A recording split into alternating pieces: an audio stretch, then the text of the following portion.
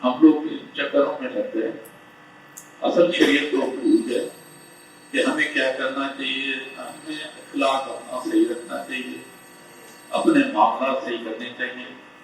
اگر آپ 2 نمبری کر رہے ہیں، بے ایمانی کر رہے ہیں تو چھوڑ دینی چاہیے۔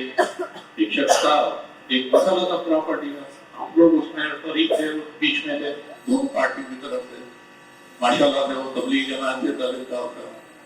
تو کسی بات سے میرے والد صاحب نے سے کہا کہ شریعت میں تو یہ، تو بولا بھائی صاحب شریعت کو چھوڑیں۔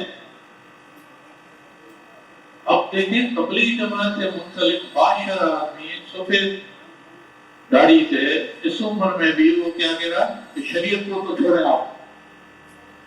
اب کیا ہوا، اس نے کیا کیا، کفر کیا نا، کیونکہ اپنا مطلب ہے تو شریعت کو چھوڑ دو، جب اپنا فائدہ ہو رہا ہو تو شریعت کو لے آؤ۔